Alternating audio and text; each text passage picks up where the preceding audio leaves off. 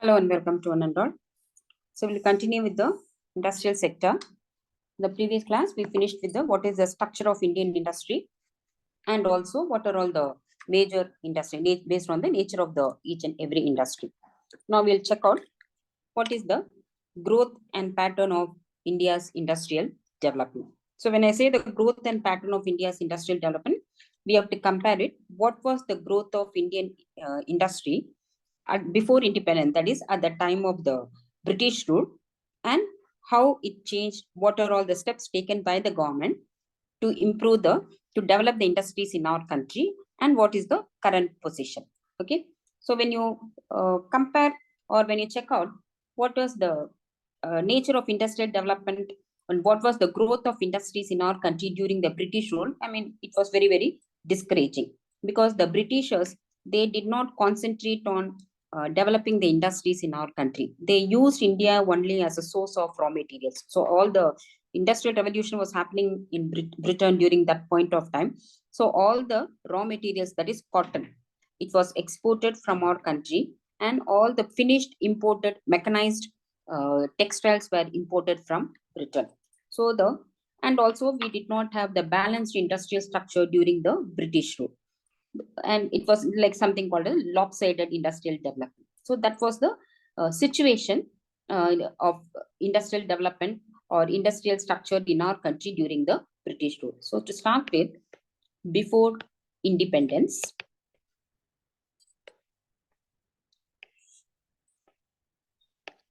the industrial growth. So there are two 10 marks questions you have. One is the pattern of industrial development in India and the industrial growth in India. So two 10 marks question you will get in the board exam. The answer is the, whatever I'm mentioning here now, the answer is the same. Okay. So before independence, the industrial growth was very poor in India. So what was the reason? Due to the unfavorable policies of British government.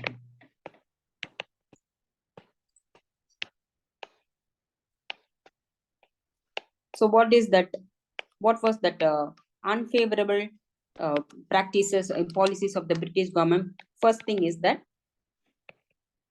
the British government was not interested in developing the industries in our country. So the British government was not interested in developing the industries in our country. They were not interested in the industrial development of India, developing the industries in our country. So what did they do? So they used India as a cheap source of raw materials.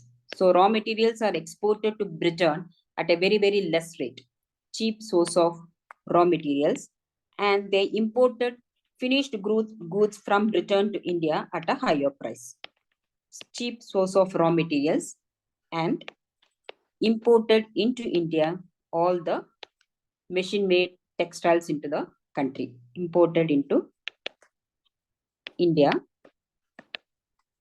all the finished goods from Britain. So that helped Britain to develop themselves industrially. Because Britain and all, I already mentioned to you, that they don't have any natural resources. So but India is having abundant natural resources.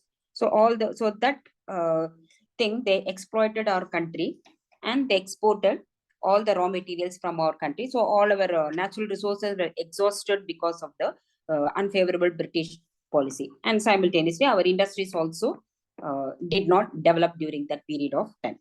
So this was the beginning. So after independence, the government wanted to, of course, if the government wanted to develop the country economically, so it is all the three sectors should be developed, isn't it? So first it was in agricultural sector, And second, when it comes to industrial sector, the government thought of developing the industrial sector. What has to be done? First of all, it was our industrial structure was very bad. It was it was very it was totally disaster during that point of time. So the government, the two things, the number of industries in the country has to be developed, and at the same time, the progress of industrial development should be rapid, and the government has to decide what pattern of industrial development we are going to follow. Basically, what pattern of industrial development we are going to follow, in the sense that, see, when we are talking about the development of industries, the country has to decide whether we are going to concentrate on the development of heavy industries, or that is capital goods industries, or the consumer goods industries, or and who has to develop, whose responsibility it is going to be, whether it can be done by the government, or it has to be done by the private sector. Because during the British rule, only the private sector was dominating in our country. The role of government was very limited. So after independence, the government had to design on whose responsibility was to develop the industries. Of course, obviously it is the government, but has the government got the entire capital, that kind of financial capacities there with the government or not, to develop all the industries in the country?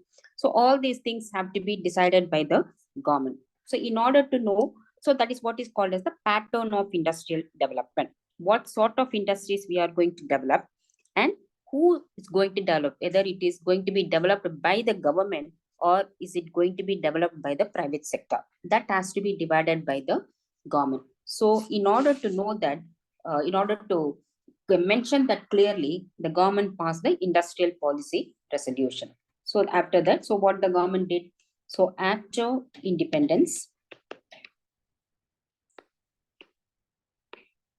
in order to develop the industries,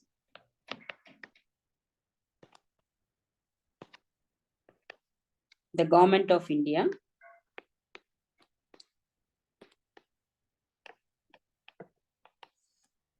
passed the, or announced the first industrial policy resolution in 1948. That is IPR 1948. Okay. So through this policy, the government announced the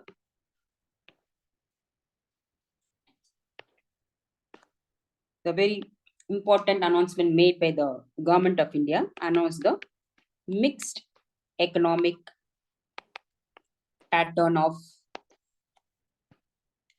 industrial development in our country.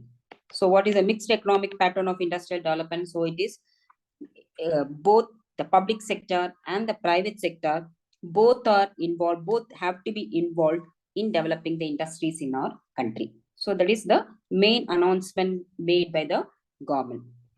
So industrial development in our country.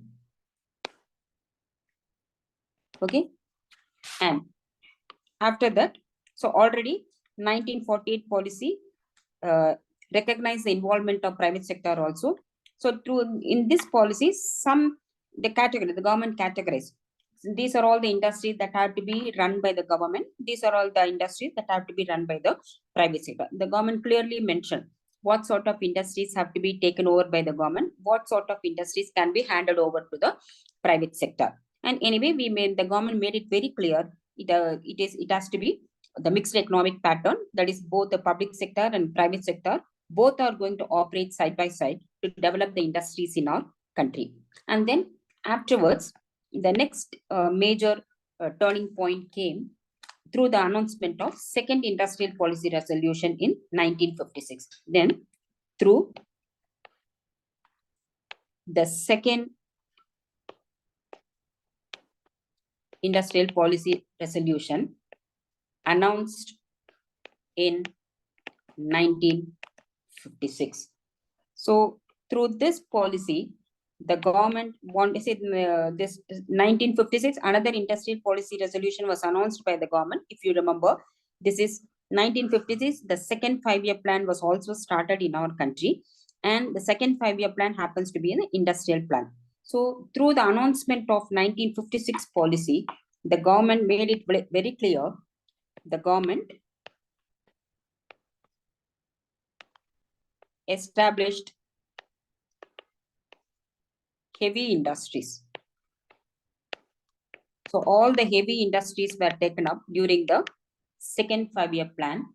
So this coinciding with the second 5-year plan, heavy industries under the public sector. So through the first industrial policy resolution, government made it very clear, both the public sector and private sector has to operate side by side. And in the second industrial policy resolution, to speed up the industrial progress in our country. So if you have to have a strong industrial development in the country, then more and more heavy industries, capital goods industries have to be established in a country. So that cannot be handed over to the private sector because there are so many reasons.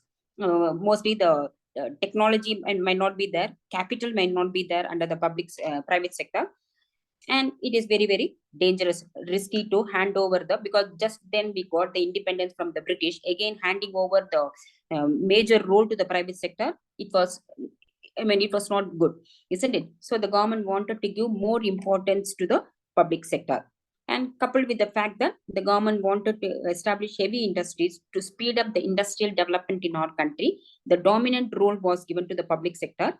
So all the major industries were established under the public sector during this period of time. Okay, so that was the next change under the public sector. And so these were all the, and public sector established heavy industries in some of the places like Bihar, Bokaro, Rourkela, Ranchi, Jamshedpur. The first iron and steel industry was started in Jamshedpur by Tatas. All these were that were taken over by the government, and so these places, they became the major industrial centers in our country, emerged as the major industrial centers during the first 15 years of independence.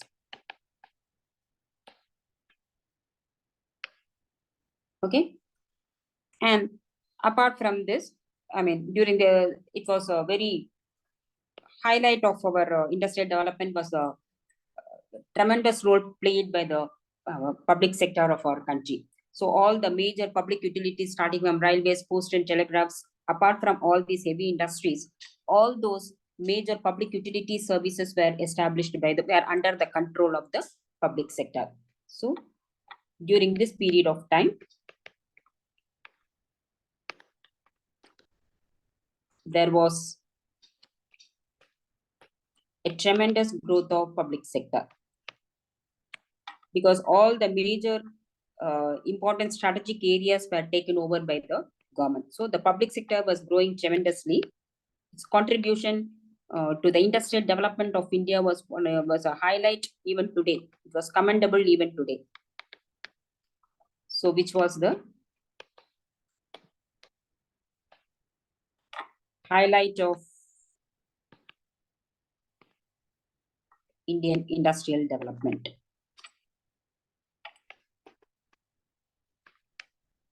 If public sector hadn't played that much role during that point of time, India wouldn't have achieved this much of industrial development today.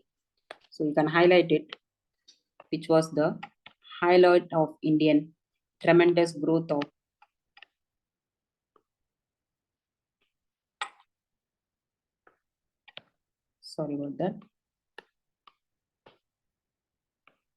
growth of public sector. Okay. So these are all the projects of public sector. So the public sector enterprises undertakings comprises of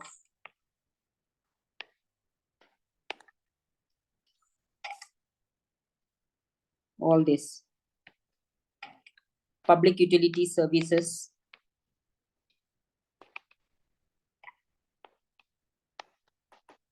like railways, road transport, all these major infrastructural work were also taken over by the government, public sector. Post and telegraphs, power and irrigation projects,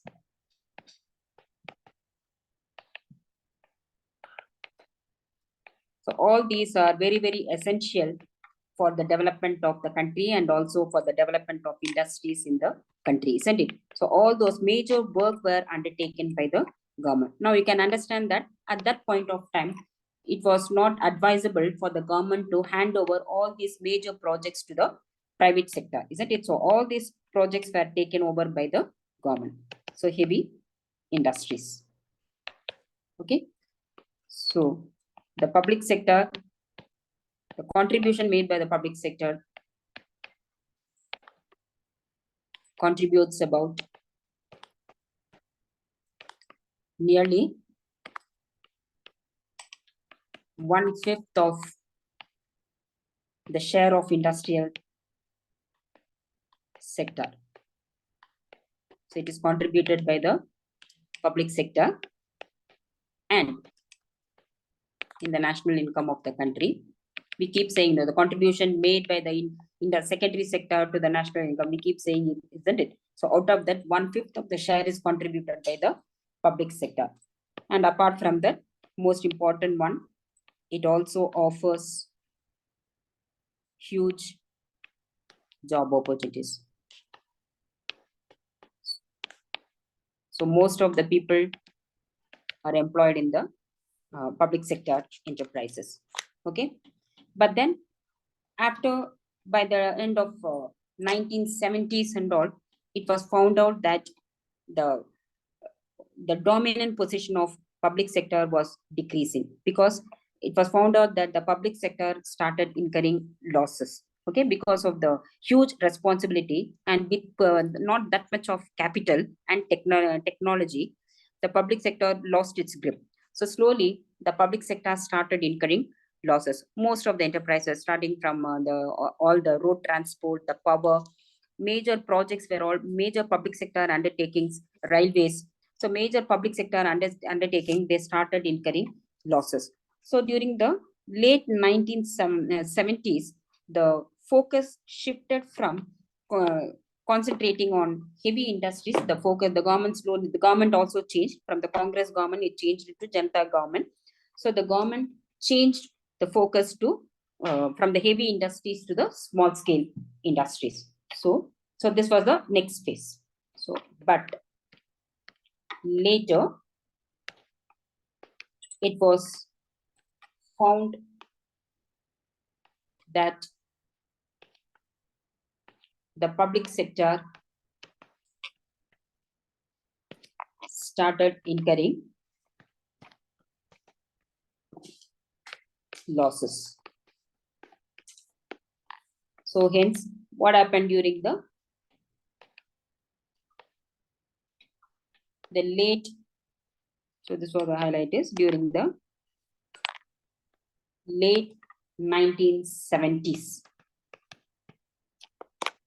the focus shifted to small scale and medium scale industries.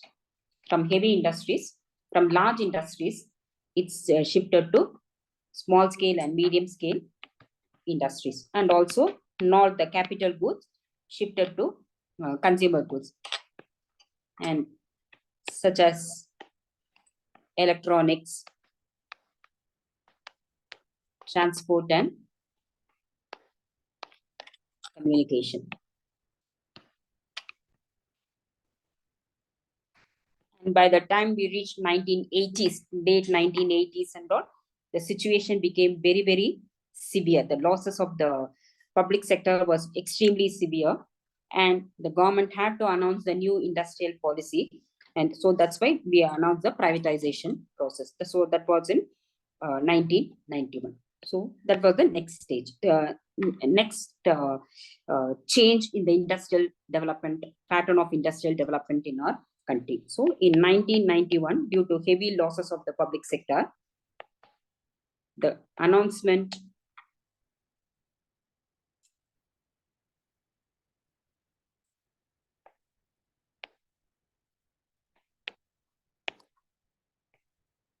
of new, popularly known as the new economic reforms or the new economic policy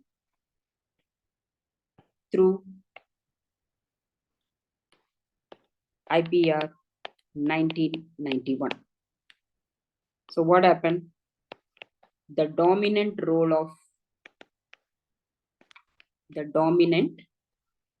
of public sector was reduced. So slowly, the private sector, the question, there was a lot of debate happening whether it is advisable to continue with the public sector. And finally, the PPPP board started, and private sector's role was, increased. So the private sector role started increasing.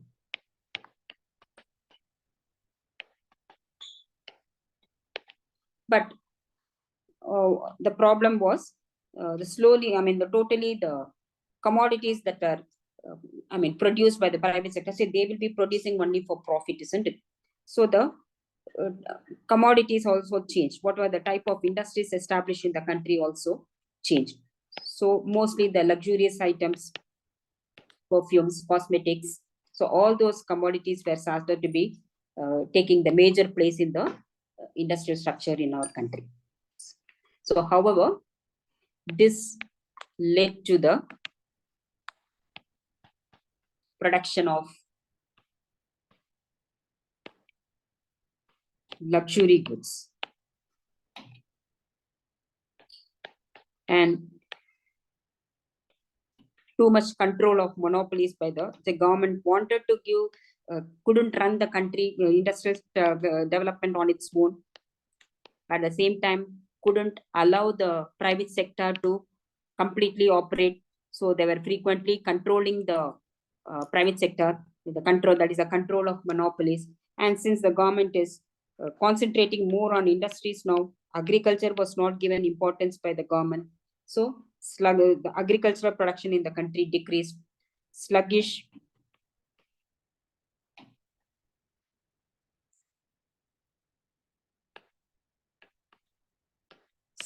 rate of agricultural growth. So all these became the hurdles or obstacles for industrial development in our country.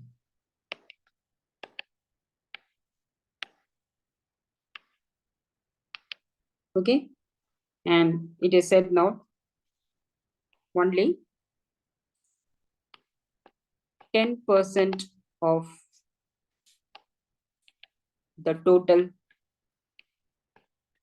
workers are, when it comes to the employment, only the 10% of the workers are employed.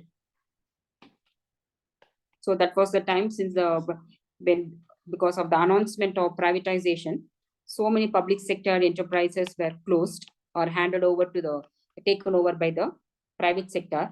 So what happens, most of the workers, they were given the voluntary retirement. That scheme was introduced during this point of time. Okay, so the number of, once upon a time, the huge contributor to the employment generation in our country, the public sector the position of the public sector decreased totally. So only the 10%, because of that, only 10% of the total workers are employed in the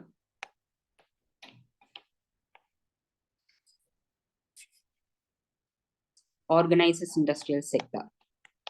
So remaining out of all the workers employed in the industrial sector, only the 10% are in the organized sector. All the remaining 90% of the industrial workers are being employed in the unorganized sector. Okay, so there was a total change in the whatever the industrial scenario of our country. Okay, and when you talk about the state-wise analysis, which states are top in the industrial development. First is Maharashtra. Maharashtra in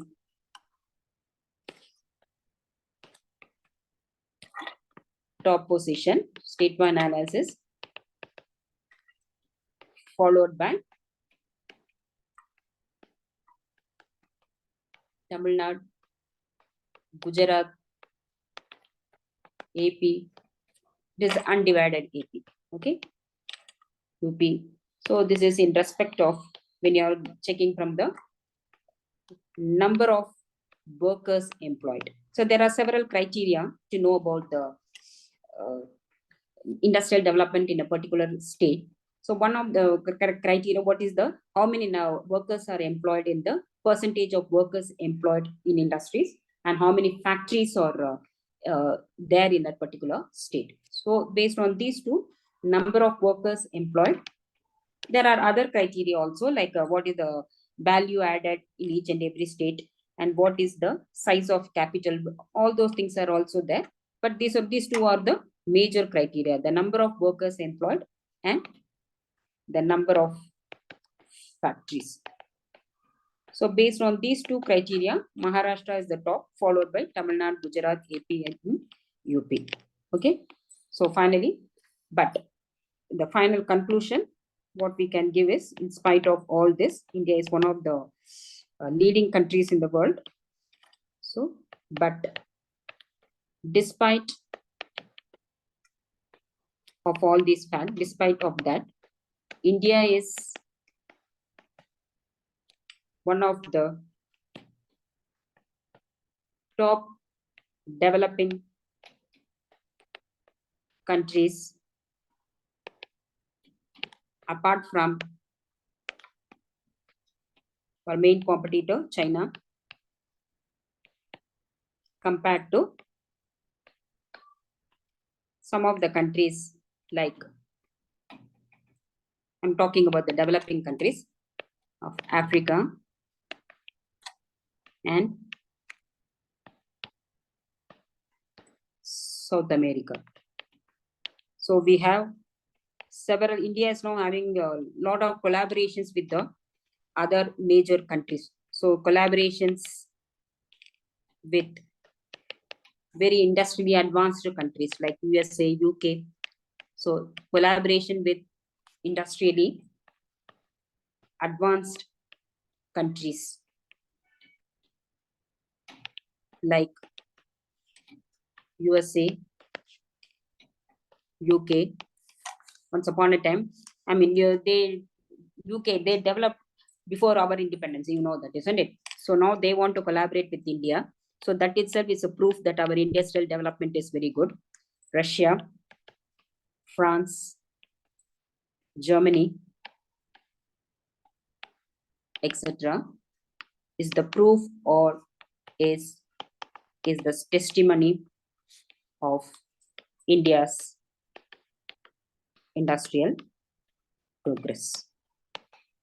Okay, so if we have achieved this much of industrial progress in our country, that is because of the tremendous role played by the public sector during 1956. Initially in the second 5-year plan, because of the major position taken over by the public sector in our country, we could achieve this much amount of industrial development.